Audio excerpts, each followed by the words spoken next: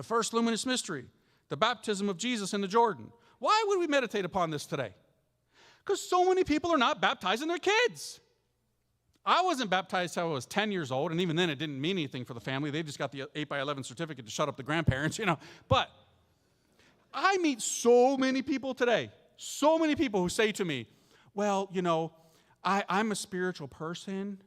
I don't believe in institutionalized religion, but I'm a spiritual person. I'm like, right, kind of like Lucifer. That don't mean dink, homie, right? You're trying to impress me with your little merit badge. Being a spiritual person is not an option. Just want to make that clear.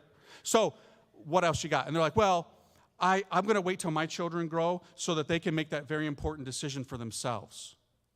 That is horrible parenting 101. Would you say to your little baby, hey, it's your call. You want to eat? I'm not going to eat. That baby dead.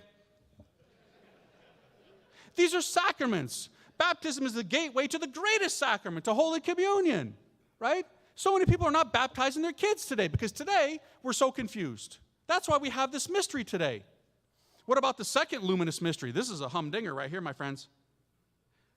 Cana, the wedding feast of Cana. Why? Of all the mysteries in the New Testament we could meditate on, would this be one of them?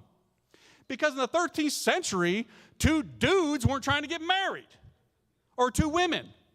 Even the heretics back then would have been like, yeah, no, right? But today, we think this is normal. We got modern families today who think this is actually legit. This ain't legit. Look, we all got problems. I got wounds. I got baggage. I got quite a few relatives, actually, who are SSA, same-sex attracted. I love them. God loves them. I don't condemn anybody. We're all wounded carrying a heavy cross, all of us. But there's right and there's wrong. I can't be some rabid heterosexual either. Well, I'm a priest. I ain't going to do any of that. But nonetheless, everybody's called to be chaste in their vocation, right? But today, we've got whole nations who put this stuff into law that Larry and Tim can get married. Sorry if your name is Larry and Tim, okay? But any random name will work, okay? So what this mystery is telling us that Jesus is only present in a wedding that's between a man and a woman. This is why we meditate upon this. God is very much offended by how we've redefined marriage today, how others have redefined marriage. This is not pleasing to God. When you pray that decade, you're making reparation to our God who was so offended by this and to Our Lady who was so hurt by this. The third mystery, the proclamation of the kingdom, call to conversion. Convert? What's conversion? Penance? What's that? People don't even know what that stuff is today. They're clueless. Convert. People today are basically told Christianity is one of many options. Whatever floats your boat, dude. That's so wrong. So many Catholics today are ashamed to be Catholic. And then when they do say they're Catholic, they got jacked up ideas, like some politicians right now. How could you possibly say that you're a Catholic and you're in favor of abortion? That don't work, bro.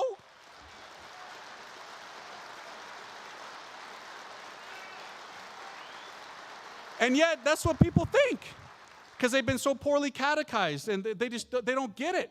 We've got to get back to this stuff. We've got to get back to the fundamentals. We've got to convert our hearts. Jesus is not one of many options. And that leads us into the next mystery, the transfiguration. Why would we meditate upon that today? Because Jesus is not a guru. You know, a lot of people group all these religions together today, religious pluralism, and just say, well, you can Buddhism and Shintoism and Taoism and Islam and Judaism and Christianity, they're all the same pathways to nirvana. What? No, they're not. Jesus is the only way to the Father.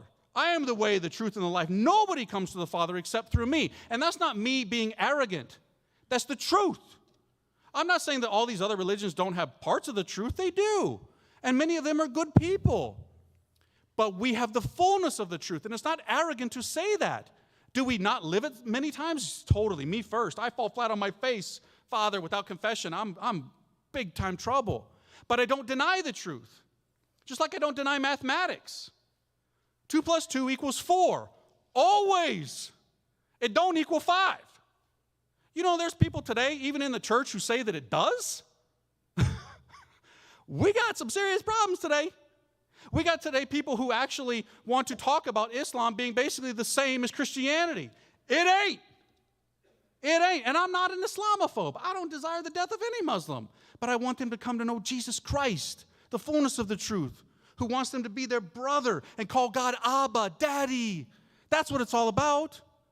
See, I pray for the day when Our Lady comes in another apparition to Mecca, standing on top of the Kaaba with the divine child in one hand and a rosary in the other. Convert all of them, just like she did in Guadalupe. Transform all of them and make them all Catholic. Then we'll have a revolution when this happens, because all those Muslim babies will become Catholic babies because they got a lot of babies. We're the ones contracepting ourselves out of existence because we're weak. We're not willing to make sacrifices. And then the last mystery, the institution of the Eucharist. Why would we meditate upon this today? Easy. Just last year, a study came out. I think it said like 60-some% of Catholics don't believe in the real presence of Jesus Christ in the Blessed Sacrament. 60-some%. What in the world? Who duped us? How have we been deceived? This is Jesus Christ. It's not just some little symbol. He's really there. Even demons know this. And yet we, who claim to be Catholic, don't believe it. 60-some%. Oh Lord, forgive us. Forgive us for our placement of tabernacles down the hallway. What have we done in our churches? We need to get this back, the centrality of the Eucharist, because then we'll get everything else right. And when it's us men who do it, we can correct these wrongs in society, in our parishes, in our dioceses. We got to get on our knees, brothers. You have got to unsheathe this weapon on a daily basis. You need to carry this on your person and use it to slay the dragon. God bless you, brothers. Thank you so much.